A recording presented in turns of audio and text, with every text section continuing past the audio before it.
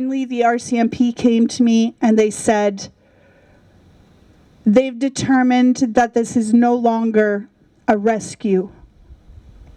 It's now a retrieval. Danielle Pritchett fought through her tears as she shared about the horrific day she lost her son, Cailen Vilness, in the deadly crane collapse on July 12th of last year. Vilness was one of 4 young construction workers killed when a crane collapsed while it was being taken down. The crane boom struck another building beside the high-rise, killing another man who was working in the building. Dozens gathered at Bentley Park Thursday afternoon to commemorate the National Day of Mourning and to hear Pritchett share what was on her heart.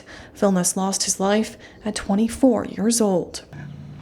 I died that day when I lost my son. I died. A piece of me died that day.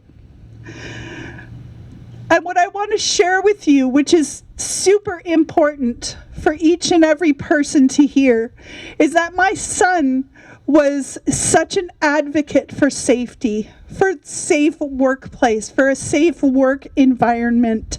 Pritchett says during her son's time as a construction worker, he was pressured into doing work unsafely. And he would tell me of the infractions that he would see, of the pressure that he received even from his foreman to do the work unsafely. Pritchett says Vilness began to advocate for safety in the workplace and he became ostracized by his work community. He was ostracized by his bosses, by the foreman, by the company.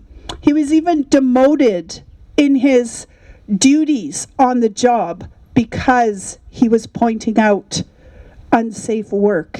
Although Pritchett wouldn't confirm if the demotion was on the job site her son lost his life at, she did confirm it was when he was working in Kelowna. So I'm standing here today sharing that, not to point fingers at anyone, because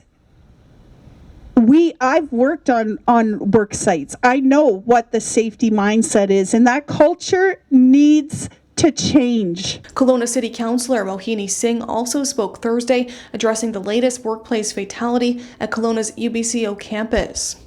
We had Harmandeep, who was murdered on the job. Should not have happened. She was a young girl who was working at UBC only because she wanted to go to university there, and she needed the job. She died going to work. You have the right to go to work in the morning and come home for dinner to see your family. For more information on work safety across British Columbia, you can head to worksafebc.com.